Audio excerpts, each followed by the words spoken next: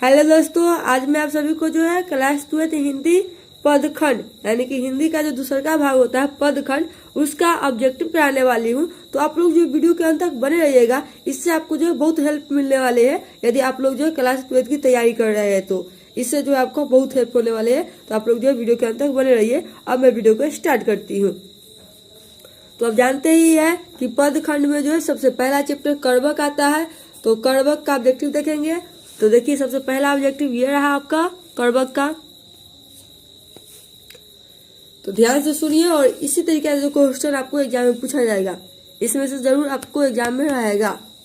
यहाँ पर देख लीजिए, कर्वक किनकी रचना है। तो कर्वक जो है किनकी रचना है, कर्वक के जो कवि है जिसका नाम क्या है, तो मलिक मोहम्मद जैसी। ऑप्शन नंबर बी हो जाएगा। इनमें से प्रेम की पीड़ के कवि है। तो प्रेम के पीड़ के कवि किसे कहते हैं, तो जायसी जी को ही कहते हैं। ऑप्शन नंबर ए हो जाएगा। जायसी किस शाखा के कवि है, तो जायसी जो है प्रेम मार्गी के है। चित्ररेखा किस कवि की रचना है, तो चित्ररेखा जायसी जी की रचना है। ठीक है। जायसी की रचना निम्न में से कौन है, तो कर्वक है। कर्वक रचना जो है किसकी है, तो जायसी जी की है। जायसी किस भाषा के कवि थे, तो अवधी। याद रख लीजिएगा, जायसी किस भाषा के कवि थे, तो अवधी भाषा के थे। इसमें सब्जेक्टिव क्वेश्चन पूछा जाता है, तो आप लोग ध्यान से देखिए और याद कर लीजिए इसी क्लास में। नेक्स्ट है आपका मलिक मोहम्मद जायसी का जन्म कहाँ हुआ था। तो मलिक मोहम्मद जायसी का जन्म कहाँ हुआ था, तो जायस अमेठी उत्तर प्रदेश में हुआ था। तो इसका हो जाएगा आंसर जायस में। कहाँ हुआ था, तो जायस में। चलिए, चैप्टर 1 का ऑब्जेक्टिव हो गया, यानी कि चैप्टर 1 का हो गया ये। अब चैप्टर 2 क्या है, पद है। तो पद में देख लीजिए, देखिए कितना इंपॉर्टेंट क्वेश्चन है कि सूरदास किस भाषा के महान कवि है।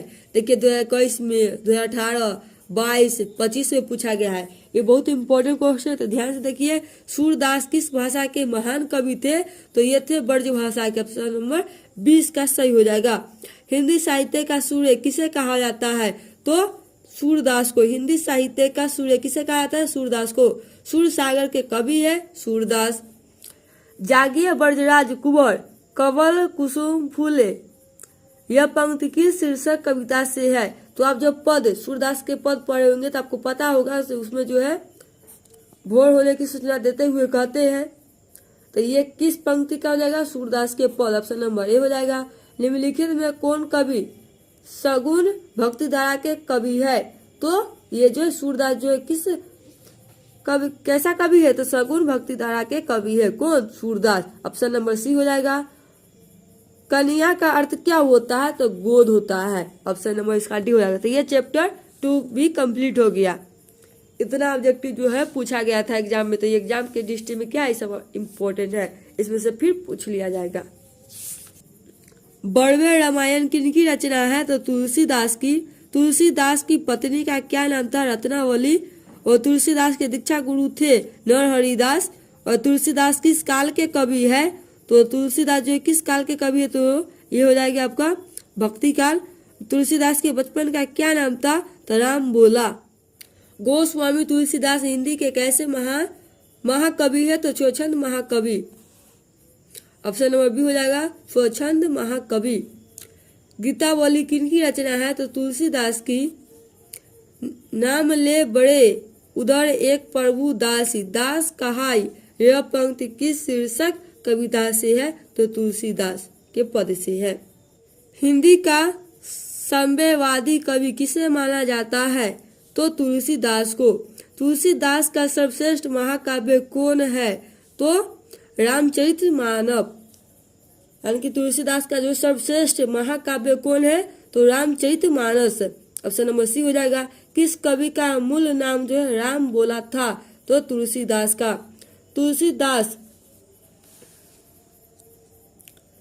तुलसीदास का स्थायी निवास स्थान कहाँ था, तो काशी में।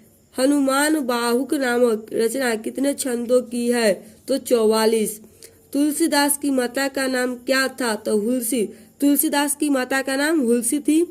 तुलसीदास क्या पहनते थे, तो कौपीन।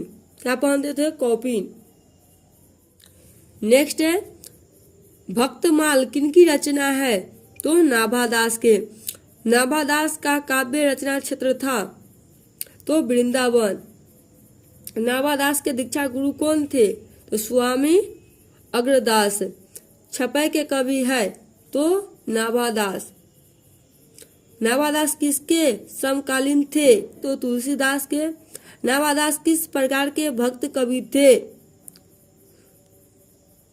तो सगुनोपासक राम भक्त। ऑप्शन नंबर ए हो जाएगा। छपै क्या है? छपै क्या है? छपै क्या? तो छंद है। ठीक है। कवि नावादास का स्थायी निवास कहाँ था? वृंदावन। नावादास का जन्म किस वर्ष हुआ था? तो 1570 ईस्वी। भक्तमाल शीर्षक रचना में कितने छपै है? तो 116 सॉरी 316 है। कितना है? 316। यानी कि भक्तमाल शीर्षक रचना में कितने छपै है? तो 316। भूषण की कविता में कौन रस पाया जाता है? तो वीर रस। शिवाजी के पुत्र का नाम था कौन? साहू जी। भूषण किस काल के कवि माने जाते हैं? तो रीति काल के। भूषण को भूषण की उपाधि किसने दी थी? तो राजा रुद्र शाह ने। तेजतम अंश पर कन्हा जीवी कंस पर जियो मर्छेद वंश पर से शिवराज है। यह पंक्ति किस शीर्षक कविता की है? तो कवित्र। कौन सा यह पंक्ति जो है किस शीर्षक कविता की है? तो कवित्र। शिवा भवानी के कितने मुक्तों में छत्रपति शिवाजी का वीरता का बखान किया गया है? तो 52। भूषण की कविता निम्न में से कौन है? तो कवित्र। रत्नाकर त्रिपाठी किस कवि के पिता थे? यानी कि रत्नाकर त्रिपाठी किस कवि के पिता थे? तो भूषण के। कवि भूषण के पिता का नाम क्या था? तो Ratnakar Tripathi. Option number A. बाढ़ीवा शब्द का अर्थ क्या है? तो बादर। ऑप्शन नंबर सी हो जाएगा। चलिए नेक्स्ट है आपका जयशंकर प्रसाद का महाकाव्य है तो कौन है? तो कामायनी। जयशंकर प्रसाद की नाट्य कृति है ध्रुव स्वामिनी। तुमु कोल्हार कला में किनकी रचना है? तो जयशंकर प्रसाद। तुमुल कोल्हार कला में शीर्षक कविता किस महाकाव्य का अंश है? तो कामायनी। झरना शीर्षक काव्य संकलन किस कवि की रचना है? तो ये हो जाएगा शंकर प्रसाद। जयशंकर प्रसाद की कविता निम्न में से कौन है? तो तुमुल कुल्हाड़ कला में। निम्नलिखित में कौन कवि जो है छायावादी है? तो ये हो जाएगा जयशंकर प्रसाद। कामायनी महाकाव्य में कामायनी कौन है? तो सरदा। विशाख शीर्षक नाटक रचित है तो जयशंकर प्रसाद द्वारा। कामायनी शीर्षक महाकाव्य का प्रकाशन किस वर्ष किया गया है? तो 1936 में जो है कामायनी शीर्षक महाकाव्य का प्रकाशन किया गया था। जयशंकर प्रसाद किस युग के कवि थे? तो छायावाद युग। प्रेम पथिक के शीर्षक रचना के रचनाकार कौन है? जयशंकर प्रसाद। जयशंकर प्रसाद। चलिए पुत्र वियोग शीर्षक कविता की कवित्री कौन है? तो सुभद्रा कुमारी चौहान। सुभद्रा कुमारी चौहान का जन्म कब हुआ था? तो 1904 में। सुभद्रा कुमारी चौहान के पिता का नाम क्या था? तो ठाकुर रामनाथ सिंह। वर्ग 9 तक की पढ़ाई के बाद शिक्षा अधूरी छोड़कर कौन कवित्री असहयोग आंदोलन में कूद पड़ी थी? तो वह थे आपका सुभद्रा कुमारी चौहान। सुभद्रा कुमारी चौहान का निधन कैसे हुआ? तो कार दुर्घटना में। ऑप्शन नंबर ए।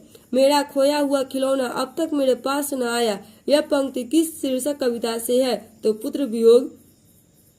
सुभद्रा कुमारी चौहान का जन्म स्थान कहाँ है? तो इलाहाबाद। सुभद्रा कुमारी चौहान की कविता निम्न में से कौन है? तो बताइए कौन है? तो पुत्र वियोग है। Option number C. Subhadra Kumari Chauhan के पति का नाम क्या था? तो Thakur Lakshman Singh option number A. सभा का खेल शीर्षक रचना किसकी है? तो सुभद्रा कुमारी चौहान की। प्रकृति वर्णन से संबंधित कविता है तो वह है आपका उषा। कवियों का कवि किस कवि को कहा जाता है? तो शमशेर बहादुर सिंह को। सुकून की तलाश में किसकी रचना है? तो शमशेर बहादुर सिंह की। उषा शीर्षक कविता के कवि कौन है? तो वह आपका शमशेर बहादुर सिंह ऑप्शन नंबर सी। नील जल में या किसी की गौर झिलमिल देख जैसे हिल रही हो, यह पंक्ति किस शीर्षक कविता से है? तो उषा। शमशेर बहादुर सिंह ने सोवियत रूस की यात्रा कब की थी? तो 1978 ईस्वी में। राख से लिपा हुआ चौका, यह पंक्ति किस शीर्षक कविता की है? तो उषा। मुक्ति बोध का जन्म स्थल कहाँ है?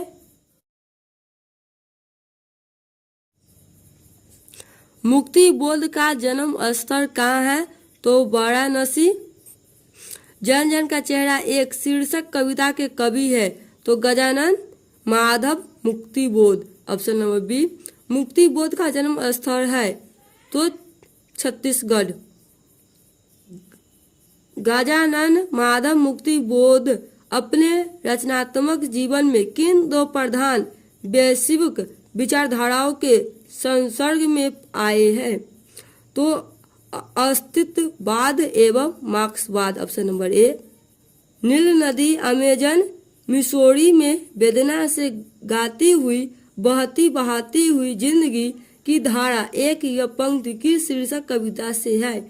तो जन जन का चेहरा एक है। किन्होंने प्राय लंबी कविताएं ही लिखी है? तो वह है गजानन माधव मुक्तिबोध। मुक्तिबोध का पूरा नाम क्या है? तो गजानन माधव मुक्तिबोध। साम्यवादी किससे लड़ रहा है? तो पूंजीवादी से। दानव दुरात्मा एक, मानव की आत्मा एक, यह पंक्ति किस शीर्षक कविता की है? तो जन जन का चेहरा एक है। कामायनी एक पुनर्विचार शीर्षक रचना किसकी है? तो क्या हो जाएगा? गजानन माधव मुक्तिबोध। गजानन माधव मुक्तिबोध का जन्म किस वर्ष हुआ था? तो 1917 ईस्वी में। कवि रघुवीर सहाय के पिता का नाम क्या था? तो हरदेव सहाय। लोग भूल गए किनकी रचना है? तो रघुवीर सहाय। रघुवीर सहाय का जन्म स्थान है तो कहाँ हो जाएगा इसका जन्म स्थान? लखनऊ। अधिनायक किस कवि की रचना है? तो रघुवीर सहाय। अधिनायक शीर्षक कविता किस कविता संग्रह से ली गई है? तो आत्महत्या के विरोध से। लिखने का कारण शीर्षक निबंध किस लेखक की रचना है? तो रघुवीर सहाय। रघुवीर सहाय की कविता निम्न में से कौन है? तो अधिनायक है। हरचरणा किस कविता की पात्र है? तो अधिनायक की। कौमुदी। कौमुदी नामक कविता केंद्र की स्थापना किसने की? तो रघुवीर सहाय। वे और नहीं होंगे जो मारे जाएंगे शीर्षक निबंध किनकी रचना है? तो रघुवीर सहाय। अधिनायक शीर्षक कविता में हरचरणा कौन है? तो एक गरीब लड़का है। विनोद कुमार शुक्ल का निवास स्थान कहाँ है? तो रायपुर छत्तीसगढ़ हो जाएगा। प्यारे नन्हे बेटे को के कवि है, यानी कि प्यारे नन्हे बेटे को के कवि है तो कौन सा कवि हो जाएगा इसका? तो विनोद कुमार शुक्ल। प्यारे नन्हे बेटे को शीर्षक कविता का नायक कहाँ का रहने वाला है? यानी कि प्यारे नन्हे बेटे को जो शीर्षक है कविता में का जो नायक है, कविता पढ़े होंगे तो पता होगा आपको जिसका नायक कौन है, वो कहाँ का रहने वाला है? तो Bhilai Chhattisgarh option number C हो जाएगा। विनोद कुमार शुक्ल की किस रचना पर मनी कौल ने फिल्म बनाई थी? मनी कौल ने फिल्म बनाई थी तो वो था आपका नौकर की कमीज पर। निम्नलिखित में कौन कवि इंदिरा गांधी कृषि विश्वविद्यालय में एसोसिएट प्रोफेसर रहे थे? तो विनोद कुमार शुक्ल। किसकी विजय हुई, सेना की कि नागरिक की? पंक्ति किस पाठ से ली गई है? तो हार जीत। अशोक वाजपेयी का मूल निवास कहाँ है? तो सागर मध्य प्रदेश। हार जीत किस प्रकार की रचना है? गद्य कविता। अशोक वाजपेयी का जन्म कब हुआ था? 1941 ईस्वी में। हार जीत शीर्षक कविता में माशक वाला क्या कर रहा था? तो सड़क सिंच रहा था। हार जीत कविता किस कविता संग्रह से ली गई है? कहीं नहीं वही से। हार जीत शीर्षक गद्य कविता के रचनाकार है? तो अशोक वाजपेयी।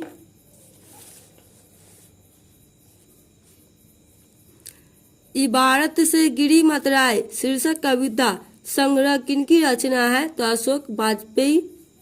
अशोक वाजपेयी जी ने कहाँ रहकर स्वतंत्र लेखन किया था? तो दिल्ली में रहकर। महात्मा गांधी अंतर्राष्ट्रीय हिंदी विश्वविद्यालय के प्रथम कुलपति निम्न में से कौन रहे हैं? तो अशोक वाजपेयी। समय के पास समय शीर्षक रचना किसकी रचना है? तो अशोक वाजपेयी। पंचायती राज में क्या खो गया है? तो पंच परमेश्वर। ज्ञानद्रपति किस प्रशासनिक पद पर थे? तो कारा अध्यक्ष। ज्ञानद्रपति की कविता कौन है? तो गांव का घर। कवि ने कहा क्या है? तो कहानी संग्रह। गांव का घर शीर्षक कविता किस कविता संग्रह की है? तो संशयात्मा। गांव का घर का कवि कौन है? ज्ञानद्रपति। सकरस का प्रकाश बुलाओ शहर से कितनी दूर से आने वाला है? तो 10 कोस दूर। पंचायती राज में जैसे खो गए पर पंच परमेश्वर, यह पंक्ति की शीर्षक कविता से है? तो वो गांव का घर। ज्ञानद्रपति का जन्म स्थान कहाँ है? गोड्डा झारखंड में है। कवि ने कहा शीर्षक रचना किसकी है? तो ज्ञानद्रपति। तो ये था आपका क्लास 12 हिंदी और पदखंड था जिसका ऑब्जेक्टिव था। तो यदि आप लोगों को वीडियो अच्छी लगी है तो वीडियो को लाइक कर दीजिए, शेयर कर दीजिए। यदि मेरे चैनल पर पहली बार आए हैं तो एक बार इस चैनल को सब्सक्राइब जरूर कर दीजिए। धन्यवाद।